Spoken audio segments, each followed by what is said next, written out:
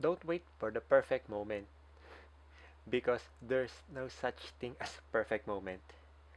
We only make each moment perfect. Hi, my name is Clark Vinoya, your photography and content creation coach, and welcome to Photography Preaching, where I use photography to help you to improve your perspective in life.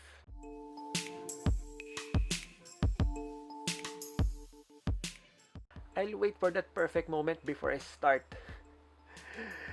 I'm sure you are very familiar from this with this statement or even guilty of using this statement. It's like the saying of I will start whenever I'm ready. But believe me, you will never be ready. Especially if this thing that you're about to do is something new that will break your pattern. Your subconscious will protect you from this hard and difficult work from it and doing this, and it will bring you back to the easy task or to your daily routines. Let me tell you a story. As an events photographer, I capture every moments that are beyond of my control. But as a photographer, directing is one of our skills, especially if we're shooting studio shoot or studio portraits. We use directing to make each shot perfect because it is easier to make a perfect shot when we can control everything from the lighting, the poses of the model, position, everything. It is easy. Hey, but don't get me wrong, there are still other technicalities in portrait photography or in studio photography, but I'm just using this as a comparison. So anyway, but as an events photographer, when we are in a live event, everything's moving fast and we don't have enough time to direct the people or where to stand. So we have to make the most out of each situation. Since we don't have enough control on where to position our subject, instead of waiting for that perfect moment, or directing these things that we cannot control, we adjust ourselves. We look for the better angle, position ourselves to the best spot, look for the best lighting, and compose each shot to make the shot perfect despite of the imperfect condition. So, in our lives, there are times that we need to make opportunities to happen. Instead of telling yourself to wait for that perfect moment, just start and make the most out of it and make that moment perfect. Because action precedes clarity. Sometimes, because of our bad habit of waiting, we tend to dwell into the norms, your normal routine that doesn't produce any results. There's no cost if you act now. So why wait? You can even learn new things along the way of your journey. I also remember when I started this channel. I started recording the first episode of Photography Preaching using only my mobile phone. Then eventually, got a new lens to shoot. Got an audio for my camera, then got my lights, backlights, studio renovated, then got colored backlights. I even have my new condenser microphone. So imagine if I just waited for all of these things to happen. I lost all the time and all the opportunity along the way. Those partner brands that I got, those brand influencer invitation that I got, I might lose it all if I just start now.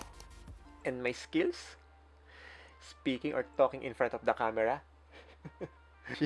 Whenever I watch my previous or my old episodes, I cringe. But kidding aside, I never waited for the perfect moment. I just started with what I have. I just made the most out of each episode and learned and applied it to the next. Then repeated the same thing again.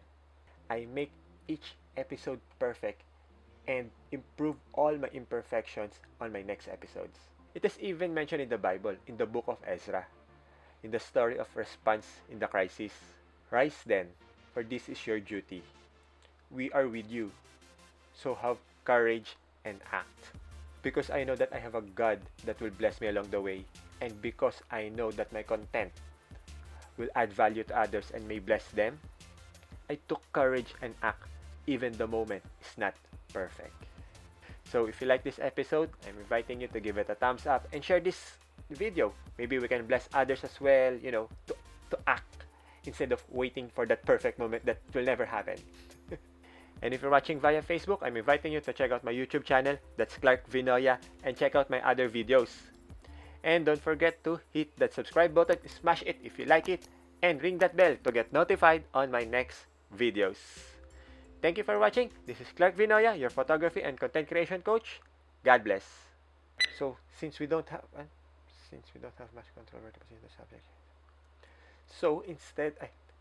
since we don't have any control, since we don't have control where to position, so since we don't have control So, since we don't have control, ano yun? Where to position Since we don't have control ano yun? Since we don't have much control where to position our subject, instead of waiting for that perfect.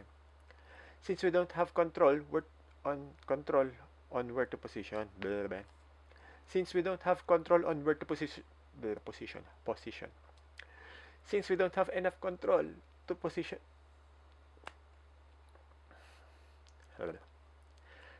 since we don't have enough control on where to position our subject, sometimes because of our bad habit, then got colored backlights. It is even mentioned in the book of Bible.